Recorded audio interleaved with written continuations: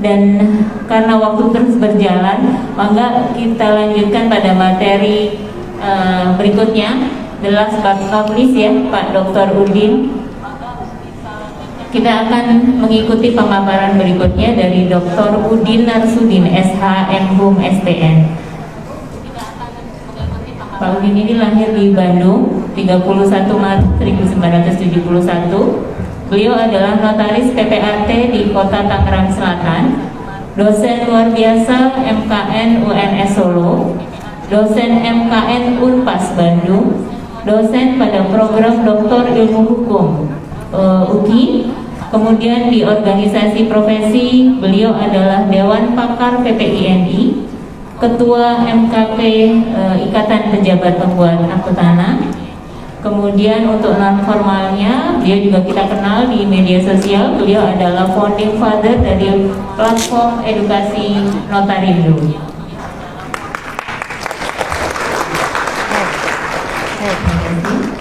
Baik, Pak Udin sudah siap? Maka Pak, 30 menit ke depan waktu kami persilakan.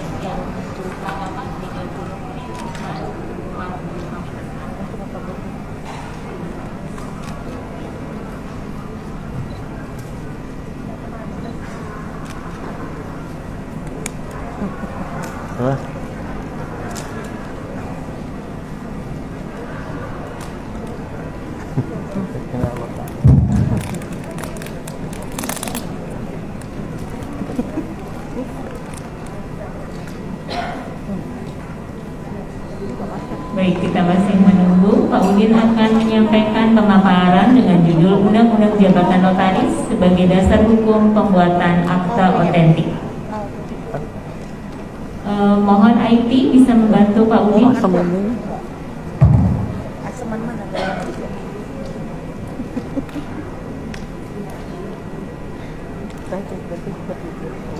Itu mana?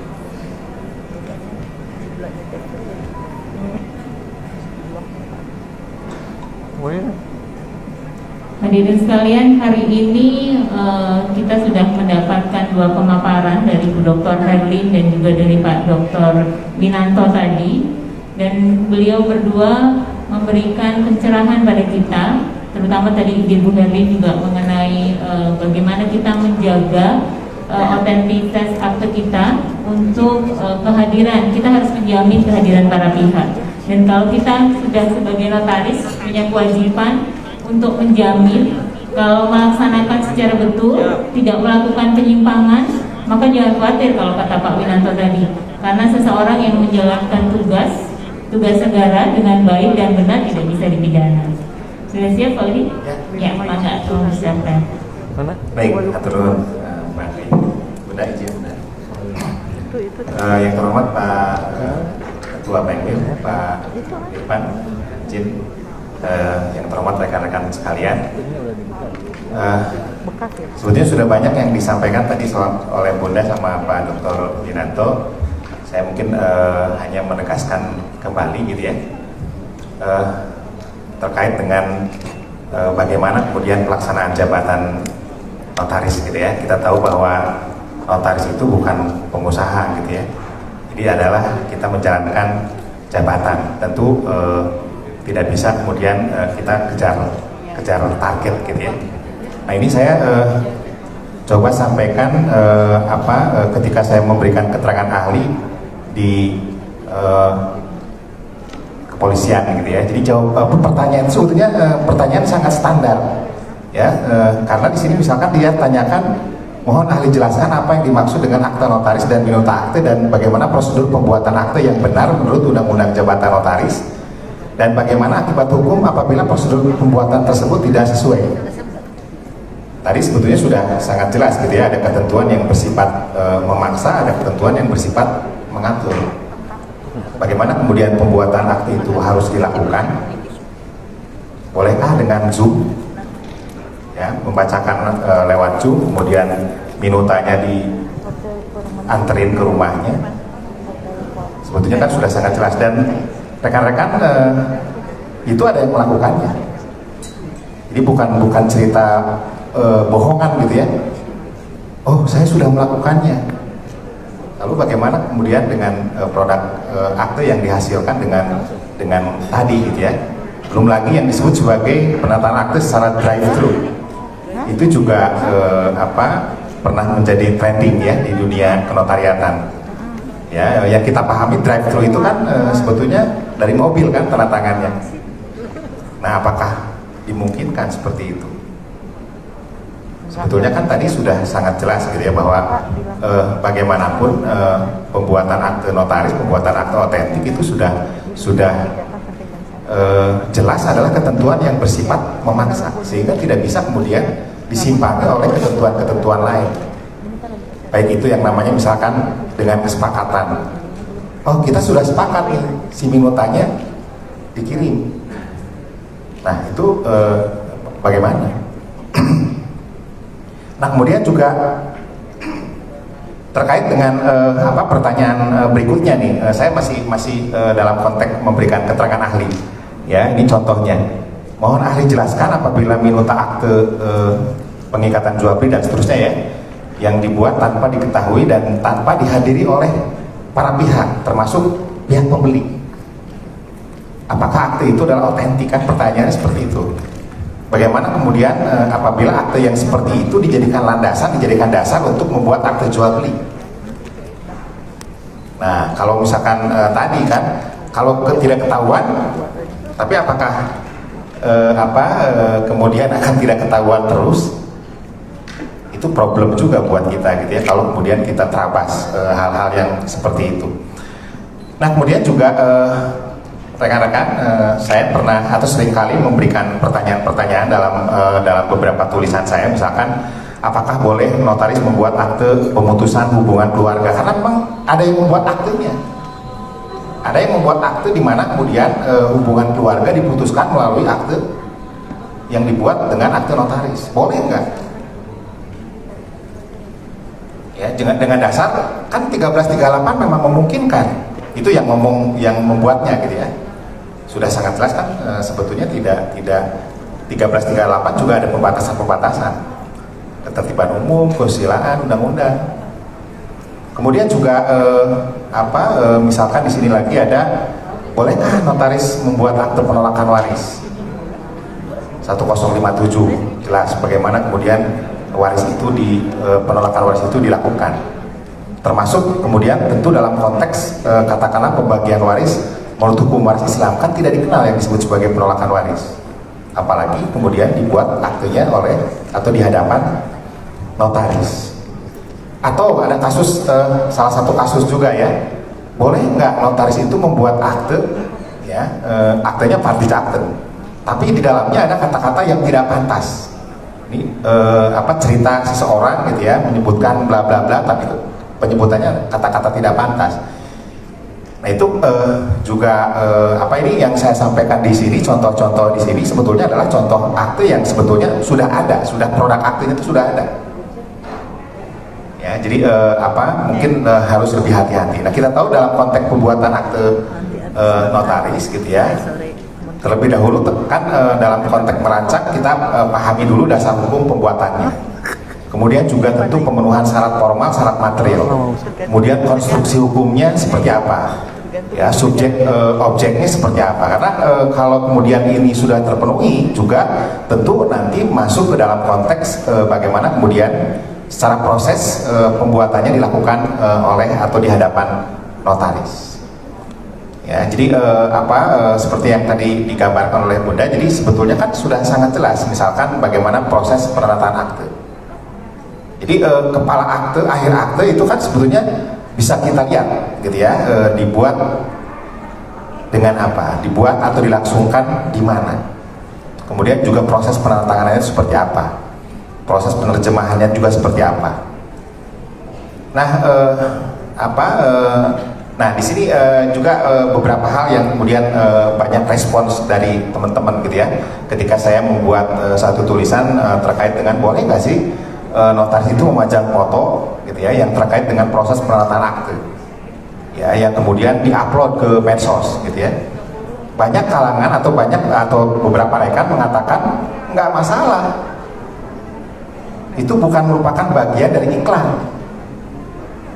Nah, kalau saya tentu lihat rumusan dalam konteks pasal 16 ayat 1M. Notaris wajib merahasiakan segala sesuatu mengenai akte yang dibuatnya dan segala keterangan yang diperoleh guna pembuatan akte sesuai dengan sumpah jabatan notaris. Ya, kecuali undang-undang menentukan lain. Jadi dalam konteks sumpah jabatan pasal 4 juga sudah jelas disebutkan bagaimana kemudian kita, ya, notaris gitu ya, dalam konteks menjalankan jabatan itu ya dengan format seperti apa. Jadi bukan karena misalkan gitu ya, karena tanda tangannya dengan artis misalkan gitu ya, atau dengan pejabat, kemudian kita bisa bebas melakukan upload ya, walaupun dalam bentuk IG misalkan. Ya, jadi bukan karena apa kata kita gitu ya, tapi apa kata peraturan, apa kata undang-undang jabatan notaris, apa kata kode etik notaris. Jadi makanya saya kemudian sampai oh my god, saking kok bisa ya jawabannya itu nggak ada masalah tuh, tidak pernah ada yang komplain tuh kliennya. Justru bukan dalam konteks komplain klien sebetulnya. Ya, jadi bagaimana kemudian kita mendapat perlindungan hukum dalam konteks jabatan kita, sementara kemudian kita melanggar undang-undang jabatan itu sendiri dan kode etik itu sendiri.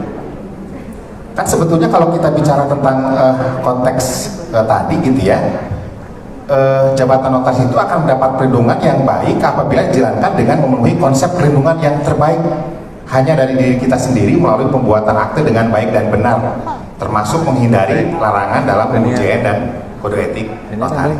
Tangan di Semarang. Nah, berikutnya kita tahu dalam konteks pasal 16 ayat 1 tadi ya, huruf F merupakan bentuk perlindungan hukum terhadap notaris dalam menjalankan jabatan.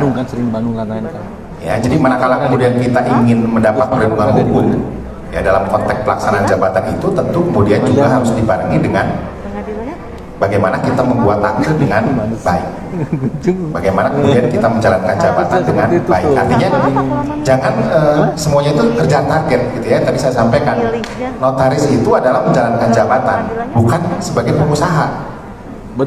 Ya, bukan merupakan pengusaha akte gitu ya. Jadi akte sebanyak-banyaknya agar kemudian mendapat uang sebanyak-banyaknya.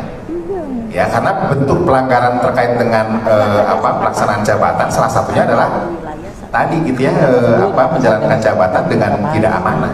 Sekali-sekali boleh. Nah, berikutnya kita tahu bahwa tidak bisa dipungkiri jabatan notaris itu merupakan suatu jabatan mulia. Ya, notaris disebut sebagai pejabat mulia karena sangat erat hubungannya dengan kemanusiaan. Nah, akte yang dibuat oleh notaris dapat menjadikan alas hukum atas suatu harta benda dan hak dan kewajiban seseorang. Makanya kemudian proses pembuatannya itu memerlukan dalam tanda petik ya, sebetulnya kemampuan dari seorang notaris baik dalam konteks pengalaman maupun ilmu pengetahuan. Ya, artinya tidak semata-mata apa kata para pihak. Ya, jadi 1338 itu bukan kemudian segala-galanya sebetulnya, kalau itu merupakan bagian dari konteks parties actum gitu ya. Nah, tentu juga kita pahami juga kekeliruan dalam akta yang dibuat notaris dapat menyebabkan tercabutnya hak seseorang, ya, atau terbebaninya seseorang atas suatu kewajiban. Oleh karena itu, notaris dalam menjalankan tugas jabatannya harus mematuhi berbagai ketentuan yang tersebut di dalam undang-undang. Ya, tadi proses pembuatan aktenya seperti apa, kemudian juga proses penandatanganan aktenya seperti apa. Jadi jangan sampai kemudian ya menggunakan kreativitas yang katakanlah bertentangan. Jadi saya sebutkan di sini, notaris dalam melaksanakan tugas dan kewenangannya dibatasi dengan informasi yang diberikan oleh para pihak di hadapannya.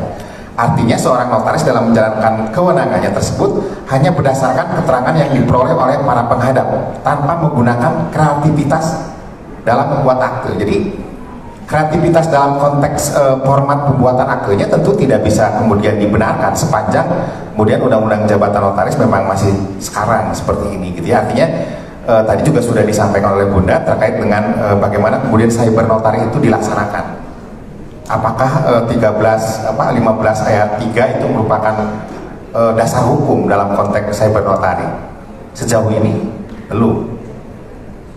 ya kita masih kemudian terbatasi oleh dalam konteks prosesnya, dalam konteks bentuk aktenya. Ya misalkan kemudian bicara tentang wilayah jabatan itu juga menjadi kendala. Bagaimana kemudian pelaksanaan cyber notari tersebut.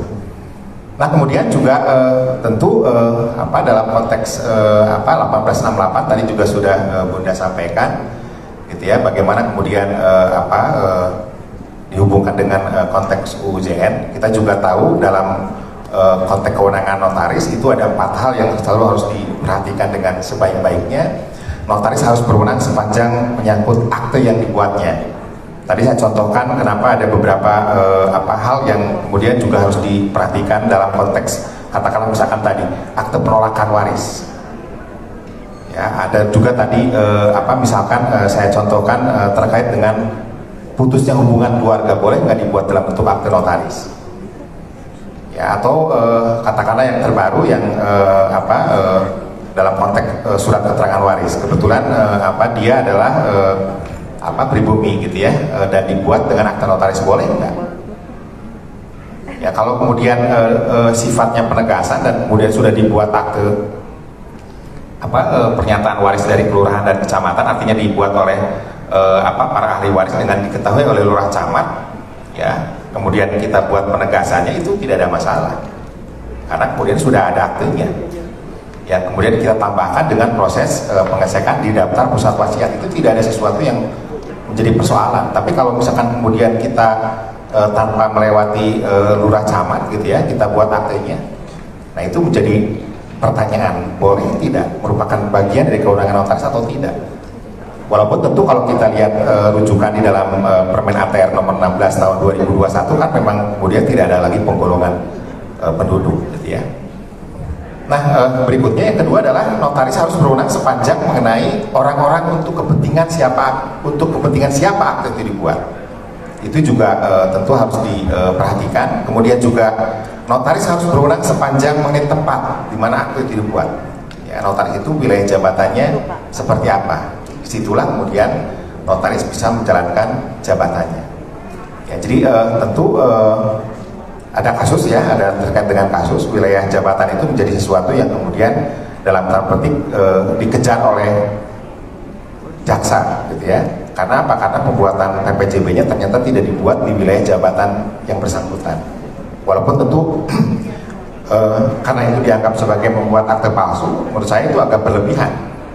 Ya, tapi tentu buat kita, buat notaris itu merupakan salah satu warning gitu ya, salah satu peringatan buat kita. Ternyata ya dalam konteks melaksanakan jabatan di luar wilayah pun itu dianggap sebagai membuat akte palsu. Ya tentu pembuktiannya yang nanti kita akan lihat selanjutnya gitu ya. Tapi intinya adalah bahwa dalam konteks pelaksanaan jabatan dengan wilayah jabatan itu gitu ya, sesuatu yang kemudian harus diperhatikan. Kemudian juga notaris harus berwenang sepanjang mengenai waktu pembuatan akte itu. Ya artinya kalau misalkan notarisnya belum disumpah, ya tentu tidak bisa kemudian menjalankan jabatannya. Berikutnya, kita tahu bahwa dalam konteks jabatan notaris sebetulnya itu adalah merupakan pelaksanaan jabatan notaris yang atau pelaksanaan jabatan yang esoterik. Ya, kenapa disebut sebagai esoterik?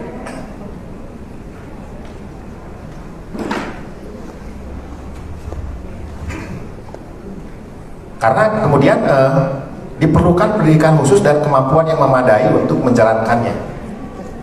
Oleh karena itulah kemudian ya notaris dalam menjalankan jabatannya harus mematuhi berbagai ketentuan yang tersebut dalam UJN. Ya, sehingga dalam hal ini diperlukan kecermatan, ketelitian, dan ketepatan tidak hanya dalam administratif membuat akte, tetapi juga penerapan berbagai aturan hukum yang tertuang dalam akte yang bersangkutan. Ya, jadi bagaimana kemudian kita membuat katakanlah misalkan gitu ya akte perjanjian pengikatan jual beli ya terkait dengan hak atas tanah, maka harus jelas. Ya, nggak mungkin atau tidak mungkin misalkan kita membuat akte pengikatan jual beli sementara objeknya adalah tanah negara. Ya, objeknya misalkan HGB sudah berakhir kan jadi tanah negara. Boleh nggak dibuat dalam bentuk PPJB? Atau misalkan ya kasus yang lagi hangat gitu ya, tanah garapan. Tanah garapan boleh nggak dibuat akte jual belinya? Ya apalagi kemudian ternyata itu bukan tanah garapan, merupakan tanah yang dipunyai oleh pengembang, misalkan itu kasus yang di suatu daerah gitu ya. Tentu juga harus dipahami oleh kita sekalian, oleh rekan-rekan notaris sekalian, bahwa notaris itu selalu dibarengi dengan tanggung jawab. Jadi yang namanya jabatan, ya yang namanya jabatan notaris itu selalu disertai dengan tanggung jawab. Ya tanggung jawabnya tentu ada tanggung jawab dalam konteks pidana, gitu ya. Tadi Pak Winanto juga, Pak Dr. Winanto sudah menyampaikan juga, ya terkait dengan tanggung jawab dalam konteks pidana, dalam konteks perdata, administratif dan etik. Nah itu yang selalu dilingkupi atau selalu melingkupi dalam jabatan notaris, dalam jabatan yang diemban oleh notaris. Nah berikutnya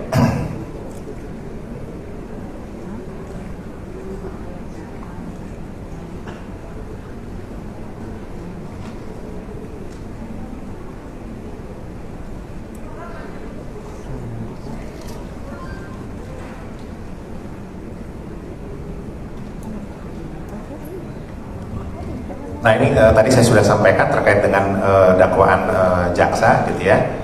Jadi wilayah jabatan itu menjadi persoalan penting, termasuk tentu dalam kaitannya dengan penerapannya dalam konteks cyber notari gitu ya. Ini juga saya coba bahas sedikit terkait dengan itu gitu ya. Nah di sini kewenangan notaris itu sendiri ada pasal 15 ayat 1, 15 ayat 2 dan 15 ayat 3. Ini saya tidak ingin menjelaskan lebih jauh gitu ya terkait dengan hal tersebut, tapi yang paling pokok adalah bahwa sebetulnya kan kalau kita bicara tentang cyber notari itu adalah merupakan konsep yang memanfaatkan kemajuan teknologi ya bagi para notaris untuk membuat akte otentik dalam dunia maya. Nah yang sebetulnya tadi sudah disampaikan, sebetulnya belum ke arah sana karena sarana dan prasarananya juga belum memadai. Tadi dicontohkan oleh Bunda di Prancis pun yang sudah sedemikian sarana dan prasarana sudah sedemikian maju, belum 100% ya, belum secara nyata katakanlah bisa dilaksanakan, apalagi di Indonesia ya. Bagaimana kemudian teknologinya masih belum memadai gitu ya, termasuk juga prosesnya. Nah kemudian apakah kemudian dengan COVID-19 ini, dengan kondisi pandemi sekarang ini kemudian bisa berubah atau menambah kewenangan notaris ya dalam konteks melaksanakan jabatannya, misalkan dengan proses pembacaan akte melalui media Zoom meeting atau melalui drive-thru. Tentu batasan-batasan yang selain ada di dalam undang-undang jabatan notaris juga kemudian kita perhatikan konteksnya adalah di dalam undang-undang ITE gitu ya, terutama adalah di dalam pasal 5 angka 4 gitu ya. Jadi kalau kemudian itu harus dalam bentuk akte otentik, tentu kemudian bukan ranahnya alat bukti elektronik gitu ya, termasuk juga tentu dalam hal ini adalah akte notaris. Dan kita tahu dalam hal pembuatan akte notaris yang dilihat dalam konteks keabsahan itu sendiri, ada beberapa hal yang harus diperhatikan. Yang pertama adalah dibuat di hadapan pejabat yang berwenang. Ya, jadi itu yang pertama. Kemudian juga dihadiri oleh para pihak. Nah kemudian juga kedua belah pihak itu sendiri dikenal atau dikenalkan kepada notaris. Itu syarat formal berikutnya. Kemudian juga dihadiri oleh 2 orang saksi. Nah itu juga syarat formal berikutnya. Kemudian juga menyebutkan identitas notaris, penghadap dan para saksi sebagaimana diatur dalam ketentuan pasal 38 UJN. Kemudian juga menyebut tempat, jam, hari, bulan, dan tahun pembuatan akte sebagaimana disebutkan di dalam pasal 38. Kemudian juga notaris membacakan akta di hadapan para penghadap, ditandatangani oleh semua pihak. Kemudian juga ada penegasan pembacaan, penerjemahan, dan penandatanganan pada akhir akta. Nah artinya di sini penegasan terkait dengan bagaimana kemudian pandemi 19 itu kemudian membatasi ya, tetapi kemudian juga tidak menambahkan apa yang kemudian menjadi kewenangan seorang notaris dalam hal menjalankan jabatannya. Pasal 16 ayat 1 huruf M membacakan akte di hadapan penghadap dengan dihadiri oleh paling sedikit 2 orang saksi atau 4 orang saksi khusus untuk pembuatan akte wasiat di bawah tangan, dan ditandatangani pada saat itu juga oleh penghadap, oleh para penghadap, saksi-saksi dan notaris. Kemudian juga pasal 40 ayat 1, setiap akte yang dibacakan oleh notaris dihadiri paling sedikit 2 orang saksi kecuali peraturan perundangan menentukan lain. Pasal 44 ayat 1, segera setelah akte itu dibacakan, akte tersebut ditandatangani oleh setiap penghadap, saksi dan notaris, kecuali apabila ada penghadap yang tidak dapat membuka tanda tangan dengan menyebutkan alasannya. Artinya apa? Artinya bahwa notaris itu membacakan, menjelaskan, menandatangani itu harus pada tempat yang sama. Jadi kalau tadi disebutkan drive thru misalkan gitu ya, dibacakannya lewat media Zoom, apalagi kemudian minutanya dibawa oleh karyawannya, disamperin penghadapnya, apalagi kemudian di luar wilayah jabatan, yang di dalam satu wilayah jabatan saja kemudian menjadi persoalan gitu ya. Nah, dalam praktik kenotariatan, arti menghadap kepada saya, ya, notaris di Bandung misalkan ya, atau berhadapan dengan saya, ya, atau hadir di hadapan saya, adalah saya notaris melihat Anda atau para penghadap, dan para penghadap melihat kepada saya, dan para saksi berhadapan langsung tanpa media apapun dalam satu tempat, termasuk di dalam pembacaan dan penandatanganan. Ini penegasan yang tadi disampaikan ini sebetulnya adalah ketentuan yang bersifat memaksa, jadi tidak bisa kemudian dikesampingkan. Nah, artinya tentu proses penandatanganannya itu sendiri dengan format yang sudah dikenal selama ini oleh kita gitu ya. Jadi artinya tentu dalam hal konteks katakanlah gitu ya, cyber notari memang ya, termasuk juga pakai Zoom tadi gitu ya, pelaksanaan pembuatannya itu seperti apa itu juga belum ada regulasi yang kemudian mengaturnya. Kemudian juga bentuk fisiknya, ya, artinya dalam pelaksanaan pembuatan akte itu terhalang oleh ketentuan pasal 1 angka 7, pasal 16 ayat 1 huruf M, dan pasal 16 ayat 9 UJN. Ya, di mana jika tidak dipenuhi, maka akte notaris tersebut hanya berlaku sebagai di bawah tangan. Ya, karena akte otentik harus dibuat dan dibacakan oleh notaris di depan penghadap dan dihadiri oleh para saksi. Nah, selain itu juga tentu teman-teman bisa memperhatikan pasal 18 ayat 2. Ya, ada wilayah jabatan. Ya. Nah, kemudian juga tentu juga terkait dengan undang-undang ITE yang kemudian juga membatasi bagaimana kemudian cyber notaris itu dilangsungkan. Artinya berarti kan di sini harus ada otoritas yang membuat aturan atau keputusan yang menyatakan secara tertulis bahwa pembuatan akte melalui sarana media telekonferensi, Zoom tadi ya, atau virtual memiliki kedudukan hukum yang sama dengan menghadap. Ya, dan akte notaris elektronik hasil cetaknya merupakan alat bukti hukum yang sah. Sepanjang kemudian itu tidak ada, berarti kan tidak dimungkinkan, walaupun kita sudah beberapa sudah ada contohnya ya dalam konteks alat bukti elektronik tadi. Ya, pengesahan PT dan seterusnya gitu ya. Jadi artinya cyber notari dapat dilaksanakan setelah ada peraturan yang mengatur. Ya, karena undang-undang yang sifatnya lex spesialis sekarang ini tidak cukup melindungi produk yang kemudian dalam konteks cyber notari tadi. Nah, kemudian juga bagaimana kemudian proses penandatanganan yang tidak bersamaan. Ya, tadi sudah disampaikan oleh Bunda juga. Sini saya hanya menegaskan kembali sebetulnya gitu ya, bahwa memang tidak katakanlah tidak ada larangan notaris itu membuat atau melakukan penemuan hukum, walaupun kemudian teman-teman juga pasti perhatikan bahwa penemuan hukum itu biasanya dilakukan oleh hakim.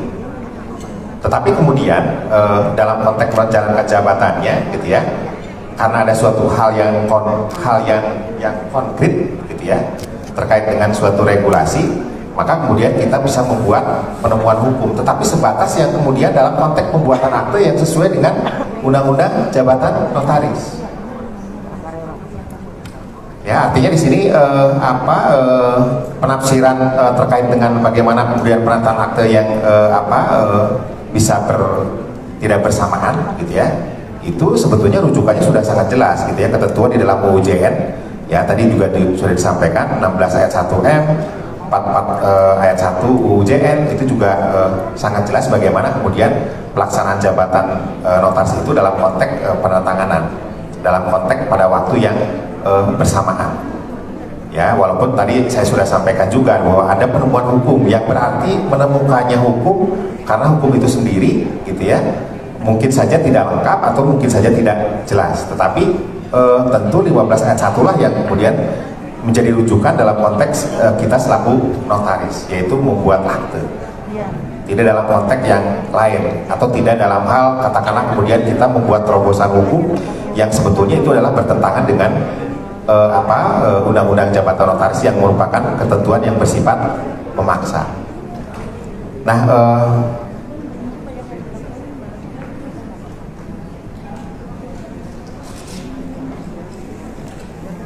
itu yang bisa disampaikan.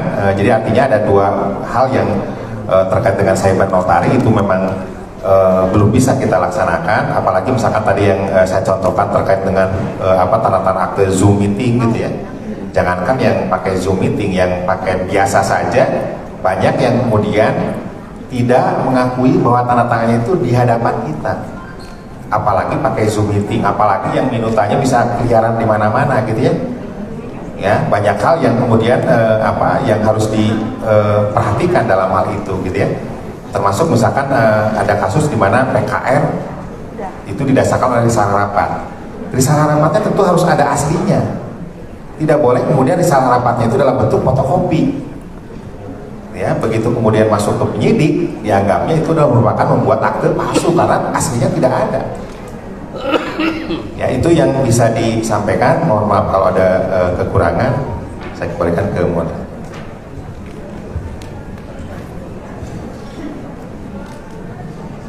Di sini udah selesai kan? Terima kasih Pak Dr. Udin. Jadi kondisi pandemi jangan menjadikan kita untuk berkreativitas yang tidak bertanggung jawab gitu ya Pak Udin ya. Berkreativitas di luar dari ketentuannya. Baik, hadirin sekalian, kita berikan aplaus kepada para narasumber. Kita telah menerima pemaparan dari 3 narasumber. Berikutnya kita akan buka sesi tanya jawab.